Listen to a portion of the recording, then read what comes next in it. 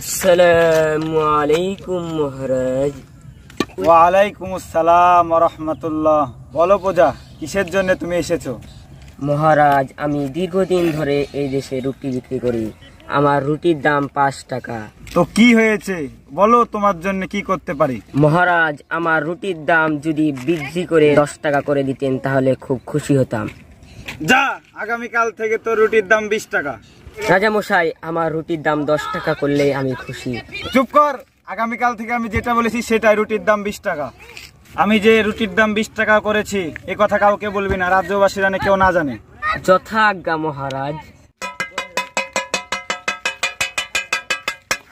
শোনো শোনো শোনো রাজ্যবাসীরা শোনো, আগামীকাল থেকে এই রাজ্যে রুটির দাম 20 টাকা 20 টাকা 20 টাকা। শোনো শোনো রাজ্যবাসীরা শোনো, আগামীকাল থেকে এই রাজ্যে রুটির দাম 20 টাকা 20 টাকা 20 টাকা। 20 টাকা রুটির দাম হলে আমরা কিভাবে চলবো? আমরা দরিদ্র মানুষ, আমরা তো না খেয়েই মারা যাবো। আমাদের ঘরে বাচ্চা কাচ্চা আছে, বউ বাচ্চা কি করবে? আমাদের সবাই না খেয়ে মারা যাবো। রুটির দাম কমানো উচিত। ঠিকই ঠিকই ঠিক ঠিক ঠিক।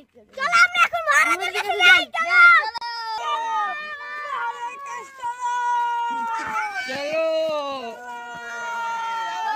আসসালামু আলাইকুম মহারাজ। মহারাজ, আমাদের রুটির দাম 20 টাকা হয়ে গেছে। আমাদের রুটির দাম কমানো উচিত, নাহলে আমাদের বউ বাচ্চা না খেয়ে মারা যাবে। অবশ্যই মহারাজ, আমরা তো না খেয়ে মারা যাবো মহারাজ। কে বলেছে রুটির দাম 20 টাকা? যাও, আগামীকাল থেকে রুটির দাম 10 টাকা। মন্ত্রী যাও, এলান করে দাও। ঠিক আছে মহারাজ, আচ্ছা আমি এখনই এলাম করে দিচ্ছি। শোনো শোনো শোনো, খুশির খবর শোনো, আগামীকাল থেকে এই রাজ্যে রুটির দাম 10 টাকা 10 টাকা 10 টাকা। আলহামদুলিল্লাহ, আল্লাহ রহম করেছেন। আমাদের রাজা মশাই কত ভালো, আমাদের সুখ দুঃখ বুঝে, আমাদের মতো গরিবদের কষ্ট বোঝে।